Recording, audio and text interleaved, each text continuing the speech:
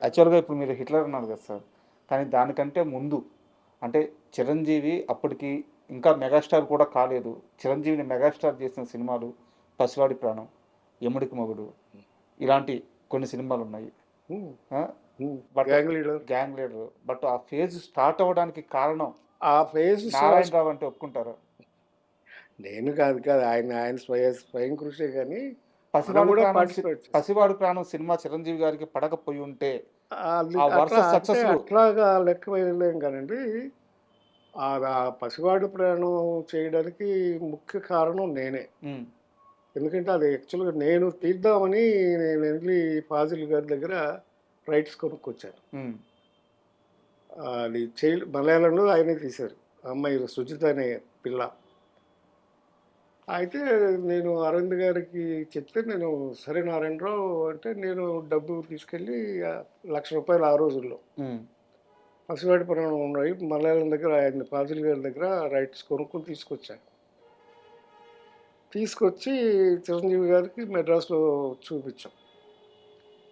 ఆయన అన్నారు, "ఏం నారాయణరావు నువ్వు పాటలు లేవు."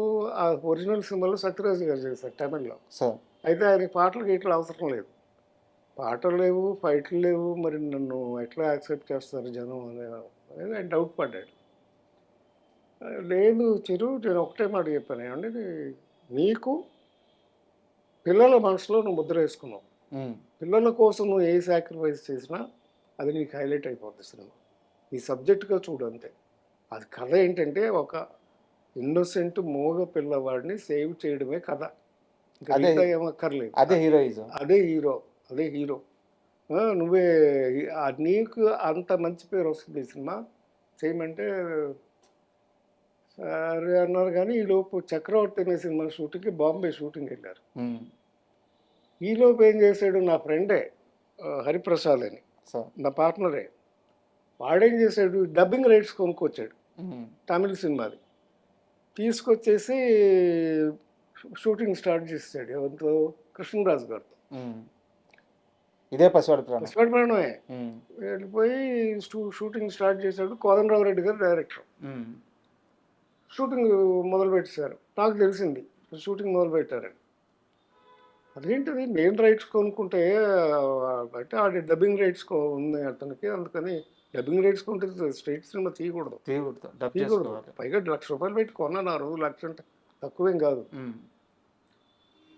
అంటే సరే నేను బాంబేకి ఫోన్ చేశాను అరవింద్ గారికి. అరవింద్ గారు డాక్టర్ గారు ప్రొడ్యూసర్ దానికి 'చక్రవర్తి.' అరవింద్ గారు ఇట్లా వాళ్ళు మొదలుపెట్టారు అంటే ఆ చిరంజీవి గారికి కూడా పెద్దగా ఇంట్రెస్ట్ లేదు కదా! వదిలేద్దాంలే నారాయణరావు అన్నాడు. వదిలేస్తే ఎందుకు? నేను చెప్పాను, లేదు అరవింద్ గారు నేను ఈ సబ్జెక్ట్ మాత్రం వదలను. చిరంజీవి గారితోనే తీయాలి ఈ సినిమా. ఇంకెవరితో తీసినా కుదరదు. అంతేనంటావా అన్నాడు. అంతే సార్ అన్నాను. సరే కానీ అయితే మేము షూటింగ్ నుంచి వచ్చేసేసాక మనం కూర్చొని డిసైడ్ చేద్దామండి. ఈ లోపు నేను చేయాల్సిన పనులు ఉన్నాయని చెప్పి ఇమీడియట్‌గా నేను నెక్స్ట్ ఫాజిల్ గారికి ఫోన్ చేసి ఫాజిల్ గారి ఒరిజినల్ డైరెక్టర్. ఈ సుచిత అనే అమ్మాయి అడ్రస్ తీసుకొని హ్మ్. చిన్న పిల్లది. హ్మ్. ఇప్పుడు 5 ఏళ్ల పిల్ల. హ్మ్. అప్పుడే అమ్మాయి కేరళ నుంచి ట్రైన్‌లో వస్తే ఎళ్లి నేను ఆ అమ్మాయిని కిడ్నాప్ చేశా స్టేషన్‌కెళ్ళి. హ్మ్. ఆళ్ళ అమ్మని ఆవిడని కిడ్నాప్ చేసి తీసుకెళ్ళి ఆళ్ళకి ఒక 5,000 ఇచ్చారు ఆ రోజు చిన్నపిల్ల. వారి సినిమాకొచ్చారా వాళ్ళు? కృష్ణరాజు గారి సినిమాకొచ్చారా? కాదు మామూలుగానే వచ్చారు. వాళ్ళు ఇంకా పిల్ల దాకా ఎళ్ళలా. ఆ! ఎవరు కృష్ణరాజు గారితో ఓపెనింగ్ చేశారు. ఓకే. ఒక షాట్ తీశారు. ఆ! Opening shot. వాహిని స్టూడియోలో గుడి ఉంటదా? వినాయకుడి గుడి ఉంటుంది అక్కడ. అక్కడ ఓపెనింగ్ షాట్ తీసి క్లాప్ కొట్టారు. హ్మ్. నేను సుజితని బ్లాక్ చేశా ఫస్ట్. హ్మ్. తర్వాత రఘువరన్ అప్పటికే నాది నేను సినిమాలు చేసుకున్నాను హ్మ్. రఘువరన్‌తో. రఘువరన్‌కి ఫోన్ చేసి రఘువరన్ బ్లాక్ చేశా. హ్మ్. రఘువరన్ నేను తీస్తున్నాను ఈ సినిమా నాకు కావాలి. సరే అని డేట్లు ఇచ్చేసి తను బ్లాక్ చేసేసాడు. తర్వాత యాంటోనీ అని ఆ గడ్డపోడు ఉంటాడు విలన్ అవును. అనుకోండి. వాడిని బ్లాక్ చేసేసా. హ్మ్. ముగ్గురిని బ్లాక్ చేసి పెట్టా. అప్పుడు చిరంజీవి గారు బాంబే నుంచి వచ్చారు. ఆళ్ళు ముగ్గురు లేకపోతే ఆ సినిమా లేదు. Sir correct. ఎమోషన్ పోద్ది. ఆ ముగ్గురు లేకపోతే లేదు సినిమా లేదు. సరే అరవింద్ గారును వీళ్ళు వచ్చిన తర్వాత ఆహ్, చిరంజీవి గారితో ఫోన్ చేయించా. కోదండరామరెడ్డి గారికి. పద్మనాభరెడ్డి ఏంటి రెడ్డి గారు మరి నారాయణరావు కొనుక్కొచ్చాడంట తీస్తానని గొడవ చేస్తున్నాడు, ఏం చేద్దాం, నేను వచ్చేస్తున్నాను, ఆయన వచ్చేసాడు. ఉమ్.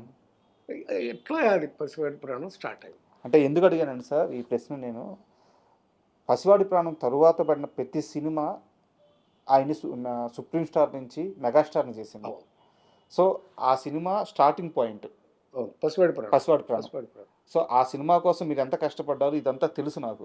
అదే. సో అందుకే ఇంకొకసారి మా ప్రేక్షకులకు తెలియాలని చెప్పి అడిగాను. పసివాడి ప్రాణం అండి స్టార్ట్ చేసాం.